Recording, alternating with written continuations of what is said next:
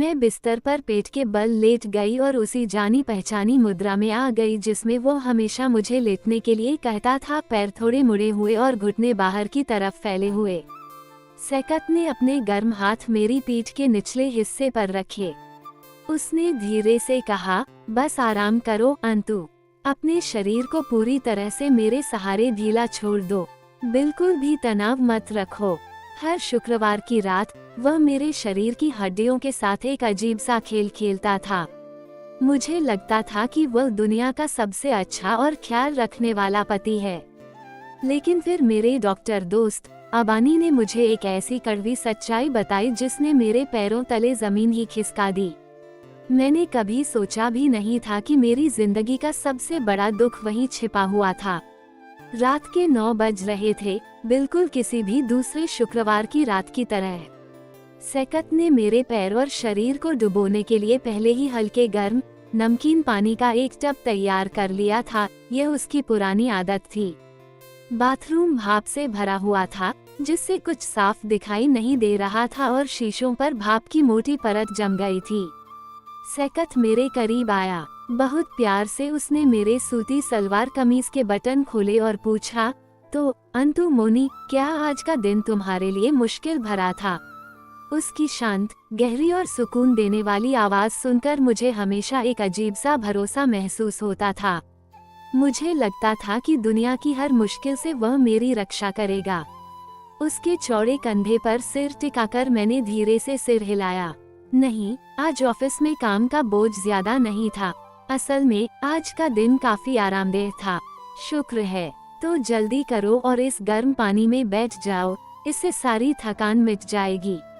जब तक तुम फ्रेश होती हो, मैं तेल गर्म कर देता हूँ और मसाज टेबल तैयार कर लेता हूँ।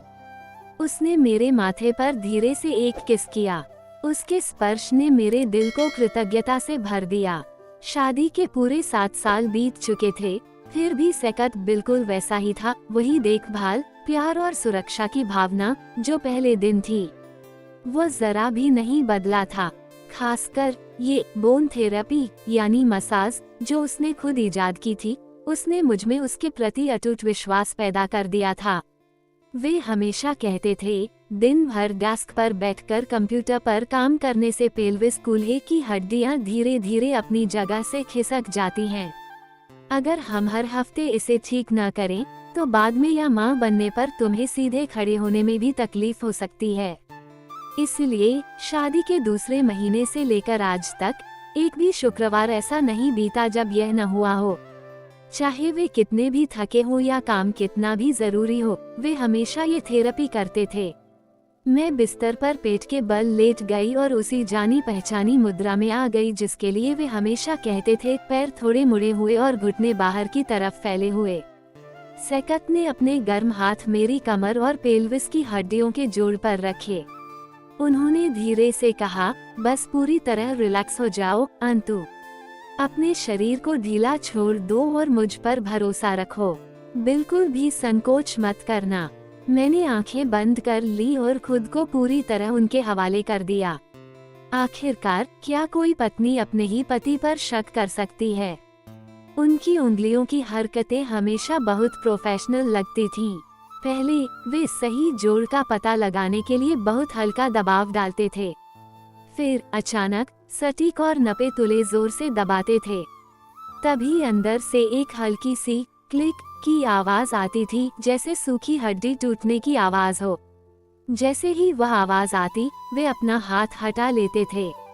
इस पूरी प्रक्रिया में मुझे कोई दर्द नहीं होता था, बल्कि मेरे शरीर में एक सुकून देने वाला, सुन्न कर देने वाला एहसास होता था। सच कहूँ तो इन 7 सालों में मेरा पुराना कमर दर्द कभी वापस नहीं आया। मसाज के बाद मेरा पूरा शरीर बहुत हल्का महसूस होता था। बस हो गया हमारी मैडम की आज की ड्यूटी खत्म। सकत ने बड़ी सावधानी से मुझ पर रजाई उड़ा दी। फिर मेरी आंखों में देखते हुए वे मुस्कुराए। तो बताओ, अब कैसा लग रहा है?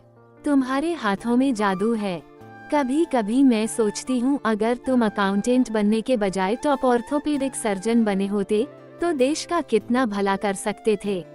उन्होंने वही जानी पहचानी प्यारी सी मुस्कान दी, वही मुस्कान जिस पर मुझे उनसे बार बार प्यार हो जाता था। अरे, मैं तो बस इस घर की मालकिन का पर्सनल डॉक्टर हूँ। अगर मैं तुम्हें खुश नहीं रख सकता तो इस जिंदगी का क्या फायदा। ठीक उसी रोमांटिक पल में दरवाजा जोर से खुला। मेरी सास राहिना देवी हाथ में एक कटोरा लिए अंदर आई। यह उनकी आदत थी। 7 साल बाद भी उन्हें अंदर आने से पहले दरवाजा खटखटाने की जरूरत महसूस नहीं होती थी। शुरू में तो मुझे ये थोड़ा बुरा लगता था, लेकिन अब मुझे इसकी आदत हो गई थी। सैकत, अंतु, मैं तुम्हारे लिए एकदम गर्मा गर्म मटन ट्रोटर सूप लाई हूँ। ये हड्डियों के लिए बहुत अच्छा होता है। इसे गरम गरम ही पी लेना। उन्होंने कटोरा बेड साइड टेबल पर रख दिया। सैकत ने अपनी माँ के हाथों से कटोरा लिया और मेरी तरफ देखा। मैं उनकी आंखों की भाषा अच्छी तरह समझती थी। माँ हमारी देखभाल करने आई थी। माँ बताइए, इतनी रात को आपने इतनी जहमत क्यों उठाई? अगर आप बस मुझे बुला लेती तो मैं खुद ही किचन से ले आती। सैकत ने प्यार भरी आवाज में अपनी माँ को हल्के से डांटा। अरे बेटा, तुम दोनों ठीक ठाक हो? ये देखे बिना मुझे रात को नींद कैसे आ सकती थी? मेरी सास की नजरें मेरे पूरे शरीर को परख रही थीं, एक तीखी जिज्ञासु नजर। यह एक बेचैन कर देने वाली नजर थी जिसे मैं 7 साल बाद भी कभी सहजता से नहीं ले पाई थी। उन्होंने मेरे कूल्हों को देखा और एक लंबी संतुष्ट सांस ली। फिर सिर हिलाते हुए कहा, वाह, सैकत तो सच में माहिर हो गया है। सैकत हल्का सा मुस्कुराया। सास ने आगे कहा, तुम्हारे कूल्हे की हड्डियों का फैलाव अब साफ दिख रहा है। पहले के मुकाबले वे काफी चौड़ी और नर्म हो गई हैं। जब जोड़ इस तरह ढीले और चौड़े होते हैं तो बच्चे का गर्भ में टिकना आसान हो जाता है। तब एक के बाद एक बच्चे को जन्म देना बहुत आसान हो जाता है। परिवार की वंश परंपरा को आगे बढ़ाना अब कोई मुश्किल काम नहीं रहेगा। शर्म से मेरे कान और चेहरा जलने लगे। मैंने जल्दी से अपनी नजरें झुका ली, लेकिन मैंने देखा कि सैकत बहुत गर्व के साथ मुस्कुरा रहा था, मानो माँ ने उसे किसी बड़ी उपलब्धि के लिए कोई मेडल दिया हो। उसने मुझे कटोरा पकड़ाया और कहा, लो, माँ का बनाया ये गर्म सूप पी लो जल्दी से। मैंने एक आज्ञाकारी बेटी की तरह सूप पी लिया। मेरा दिल एक अजीब सी संतुष्टि और खुशी से भर गया था। ऐसा लग रहा था जैसे मुझसे ज्यादा खुशकिस्मत औरत इस दुनिया में कोई नहीं है। एक ऐसा पति जो मेरी शारीरिक सेहत का ख्याल रखता था और एक ऐसी सास जो हमारे भविष्य के बारे में सोचती थी।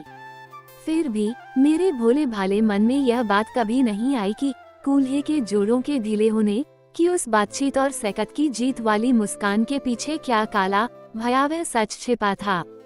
अगला दिन शनिवार था। यूनिवर्सिटी के कुछ पुराने दोस्तों ने लंबे समय बाद एक गेट टुगेदर का आयोजन किया था। मैं पहले तो जाना नहीं चाहती थी, लेकिन सैकत ने जिद की। वो मुझे खुद गाड़ी से ले गया और हावड़ा के उस रेस्टोरेंट के सामने छोड़ दिया। कार से बाहर निकलने से पहले उसने सावधानी से मेरी ओढ़नी ठीक की। गेट टुगेदर खत्म होते ही मुझे फोन करना, अंतु, मैं तुम्हें लेने आ जाऊंगा। ठीक है, अपना ख्याल रखना। अलविदा। अलविदा। उन्हें अलविदा कहने के बाद मैं रेस्टोरेंट के अंदर चली गई।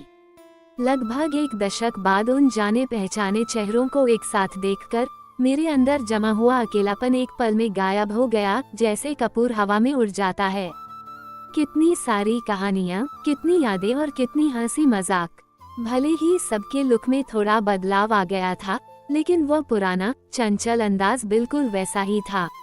अबानी डाइनिंग टेबल के ठीक बगल में बैठी थी। वह हमारे बैच की सबसे होनहार लड़की थी। अब वो कलकत्ता मेडिकल कॉलेज हॉस्पिटल के ऑर्थोपेडिक्स डिपार्टमेंट में एक जानी मानी असिस्टेंट प्रोफेसर है। अंतु, तुम तो हमें बिल्कुल भूल ही गई हो, अबानी ने मुझे गले लगाते हुए कहा। अरे बिल्कुल नहीं, बस घर के कामों में उलझी रहती हूँ। मैं थोड़ा हकलाते हुए बोली, घर के काम या तुम्हारे पति की सेवा भाव? हमें सब पता है न? सुना है तुम्हारे पति तुम्हें रानी की तरह रखते हैं, एक और दोस्त ने बीच में कहा। सैकत का जिक्र आते ही मेरे चेहरे पर गर्व भरी मुस्कान आ गई। अबानी की ओर देखते हुए मैंने कहा, जानती हो अबानी, तुम सब तो इतने बड़े डॉक्टर बन गए हो, लेकिन तुम्हें हैरानी होगी कि मेरे पति बिना किसी मेडिकल डिग्री के क्या क्या कर लेते हैं। अबानी ने उत्सुकता से मेरी ओर देखा। तुम्हारे पति क्या करते हैं? असल में ये सब हड्डियों और जोड़ों का मामला है। हर हफ्ते वो मुझे एक खास मसाज देते हैं। उनका कहना है कि दिन भर बैठकर काम करने से मेरी पेल्विक बोन का अलाइनमेंट बिगड़ जाता है, इसलिए हर शुक्रवार की रात वह बड़ी कुशलता से हड्डियों को सही जगह पर सेट कर देते हैं। एक हल्की क्लिक की आवाज आती है और फिर गायब, मेरे शरीर की सारी थकान मिट जाती है। पिछले 7 सालों में उन्होंने एक बार भी ऐसा करना नहीं छोड़ा है। मैंने गर्व से और जोश भरे इशारों के साथ यह सब बताया। आसपास बैठे दोस्त हंसते हंसते लोटपोट हो गए। एक ने कहा, काश मुझे भी अगले जन्म में ऐसे ही पति मिले। दूसरी ने कहा, हमारे पति तो मुंह बना लेते हैं अगर हम उनसे थोड़ी देर पैर दबाने को भी कहें, लेकिन तुम्हारे पति तो मानो थेरेपिस्ट ही हैं। सबकी तारीफ सुनकर मेरा सीना गर्व से फूल गया। लेकिन तभी मेरी नजर अबानी पर पड़ी। मैंने देखा कि एक पल में ही उसका चेहरा पीला पड़ गया। जिस तरह से वह मुझे देख रही थी वह बिल्कुल भी सामान्य नहीं था। उसकी आंखों में गहरा डर और अविश्वास साफ झलक रहा था। अंतु अबानी की आवाज दबी हुई और कांपती हुई सी लग रही थी। उसके चेहरे के भाव एकदम गंभीर हो गए। क्या तुम प्लीज वही बात दोहरा सकती हो जो तुमने अभी कही? वह ठीक कहाँ हाथ रखता है? वह दबाव कैसे डालता है? और वह चटकने की आवाज कहाँ से, शरीर के किस हिस्से से आती है? मुझे थोड़ी घबराहट हुई। क्यों? क्या हुआ? खैर, वह कमर के ठीक नीचे पेल्विक जॉइंट्स कूल्हे के जोड़ों के पास होता है। वो उसे बहुत धीरे से पकड़ता है और एक तेज झटका देता है या दबाव डालता है, और आवाज ठीक वहाँ से आती है जहाँ जांघें धड़ से मिलती हैं। अबानी के हाथ से कांटा और चम्मच छूटकर जोरदार आवाज के साथ प्लेट पर गिर पड़े। वो इतनी बुरी तरह कांप रही थी कि ऐसा लग रहा था मानो वो किसी जिंदा भूत को देख रही हो। मेज पर हो रही हंसी मजाक की आवाजें तुरंत बंद हो गईं। एक अजीब सी खामोशी और डरावना सन्नाटा छा गया। अबानी, तुम मुझे इस तरह क्यों देख रही हो? तुम मुझे डरा क्यों रही हो? मैंने कांपती हुई आवाज में पूछा। उसने कोई जवाब नहीं दिया। उसकी आंखों में मेरे लिए गहरे दुख और तकलीफ के अलावा और कुछ नहीं था। अचानक अबानी अपनी कुर्सी से उठी। उसने मेरा हाथ बहुत कसकर पकड़ लिया। उसकी हथेली बर्फ जैसी ठंडी थी और वो बेकाबू होकर कांप रही थी। तुम अभी मेरे साथ चल रही हो, जल्दी करो। मुझे किसी से एक शब्द भी कहने का मौका दिए बिना वह मुझे खींचते हुए रेस्टोरेंट के रेस्टरूम की तरफ ले गई। उसने दरवाजा बंद किया और मेरे सामने खड़ी हो गई। फिर उसके होठों से बस एक वाक्य निकला, एक ऐसा वाक्य जिसने मेरा सिर चकरा दिया। मेरे घुटने कमजोर पड़ गए और लगा कि मैं गिर जाऊंगी। अगर मैंने दीवार को मजबूती से न पकड़ा होता तो मैं वहीं जमीन पर गिर पड़ती।